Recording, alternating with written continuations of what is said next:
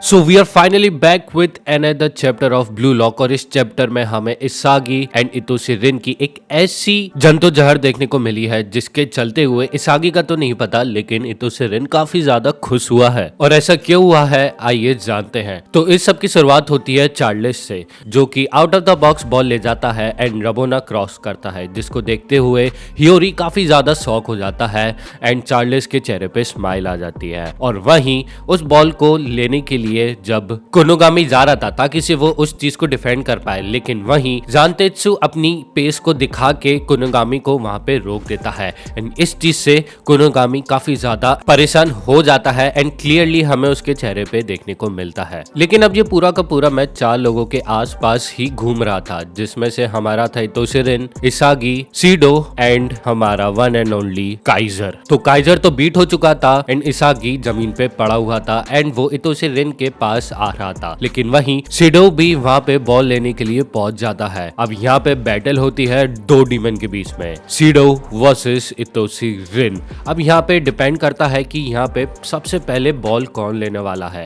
तभी रिन अपने दिमाग में सोचता है कि अगर मेरे को ये बॉल लेनी है और मैं उसके एक करेक्ट प्लेस पे आने का वेट करता हूँ तो हो सकता है कि सीडो वहां पे आ जाए और मेरा शॉट ब्लॉक कर ले एंड वो शूट ले ले, और ऐसा इतोशी रिन बिल्कुल भी नहीं चाहता। तो वो ये सोचता है कि क्या हो कि मैं बॉल के एक परफेक्ट प्लेस पे आने से पहले ही बॉल के पास चले जाऊं एंड बॉल के हिसाब से मैं खुद को एडजस्ट कर लूं। और वो सब ये सारी चीजें अपने मन में ही सोच रहा था ताकि से वो गोल स्कोर कर पाए। तो जैसे कि चार्ल्स ने बॉल को राइट हैंड साइड से क्रॉस किया था, तो इस वजह से हमें बॉल की मूवमेंट राइट टू लेफ्ट दिख रही थी। तो इतोशी रिन यही सोचता है कि अगर मैं बॉल का एक परफेक्ट प्लेस पे आने का वेट करूंगा तो सीडो वहां पे आ सकता है एंड मेरा शॉट मिस हो सकता है। लेकिन वहीं अगर मैं पहले ही राइट चला जाता हूं तो मेरे को बॉल पहले टच करने को मिलेगी, लेकिन उसके लिए उसको काफी ज्यादा ऊंची जंप भी लगानी पड़ेगी एंड बहुत तेज भी होना पड़ेगा और ये काफी ज्यादा रिस्की शॉट था। लेकिन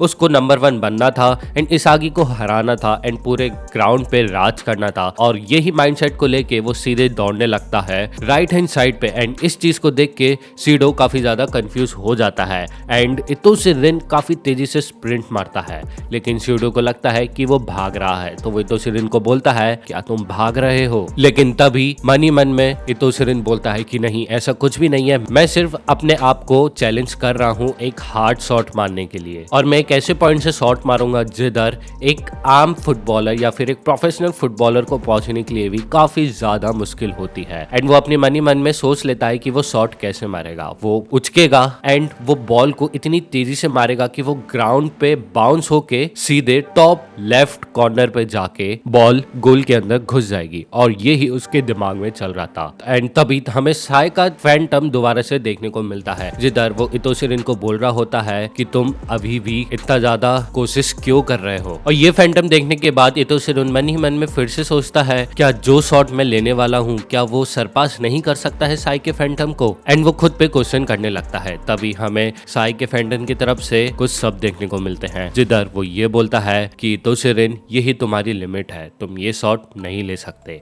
एंड तुम कभी भी वर्ल्ड के बेस्ट प्लेयर नहीं बन सकते। और ये चीज उसको रियलाइज हो जाती है। तो अगर इतोशी रिन इस फैंटम को यहाँ पे हराने में नाकामयाब होता है तो वो आगे नहीं बढ़ पाएगा। तभी साय का फैंटम बोलता है कि तुम्हें ये सारी चीजें करने की जरूरत नहीं है, तुम मेरे शैडो में रह सकते हो। और इतना ही बोलने के बाद साय का जो फैंटम था वो ये भी बोलता है कि इतोशी रिन अब तुम मेरी जिंदगी से दफा हो जाओ, अब मुझे तुम्हारी बिल्कुल भी जरूरत नहीं है। और ये सारी बातें सुनने के बाद रिन सिर्फ एक ही चीज बोलता है, give me a new impulse. बोले तो उसको एक ऐसा फोर्स या फिर एक ऐसा मोमेंटम चाहिए था एनर्जी का जिसके चलते हुए उसके अंदर रिएक्शन हो एंड वो वापस से अपनी करंट स्टेट में आ जाए, जिसमें जो कि वो साय के फैंटम से मिलने से पहले था।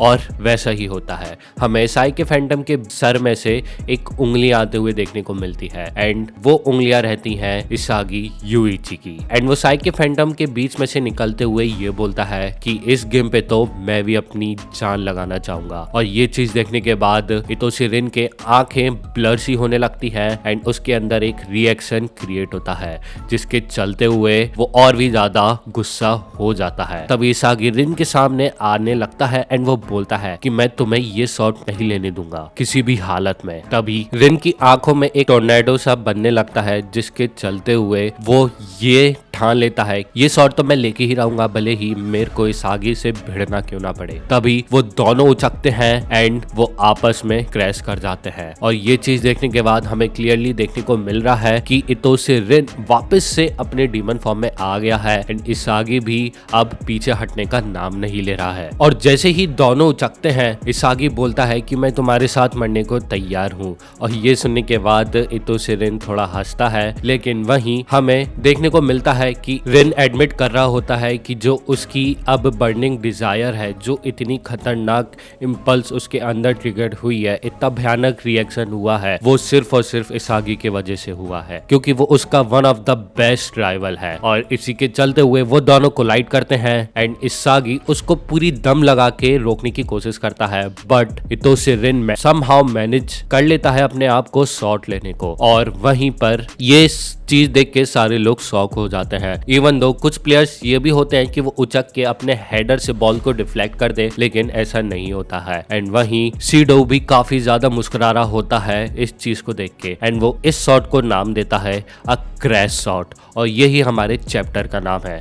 बट इससे पहले हम आगे बढ़े, मैं आपको ये चीज बताना चाहूंगा कि ये शॉट लेने से पहले इसागी एंड इतोशी रिन पहले क्रैश हुए हैं, फिर उसके बाद इतोशी रिन ने ये शॉट लिया है। तो यानी कि ये शॉट काफी ज्यादा इनक्रेडिबल था। अब जिस हिसाब से इतोशी रिन ने सोचा था वैसे तो ये शॉट नहीं गया कि वो बाउंस कराएगा एंड टॉप लेफ्ट कॉर्नर में बॉल जाएगी, बट इसका उल्टा होता है। वो डायरेक्टली ये शॉट लेता है ताकि से बॉल टॉप राइट कॉर्नर चले जाए एंड वो मैनेज कर लेता है गोल स्कोर करने को। और ये शॉट देखने के बाद लिटरली सबको यही लग रहा था कि इतोशी रिन ने एक फ्री किक लिया है, क्योंकि जिस हिसाब से बॉल का स्विंग था एंड जिस हिसाब से वो बॉल अंदर गई है, बिल्कुल एकदम फ्री किक जैसी ही गई है। तो भैया इतोशी रिन ने बीच हवा में फ्री किक शॉट लिया है और यह चीज देखने के बाद सारे प्लेयर हैरान हो जाते हैं। लेकिन तभी हमें सीन कट होते हुए देखने को मिलता है, ना कोई सेलिब्रेशन देखने को मिलता है, ना ही किसी के चेहरे पे खुशियां। वहीं हमें दूसरी तरफ देखने को मिलता है इतोशी रिन एंड इसागी इतोशी रिन को घूर रहा होता है। तभी रिन बोलता है ये आखिरकार अभी क्या हुआ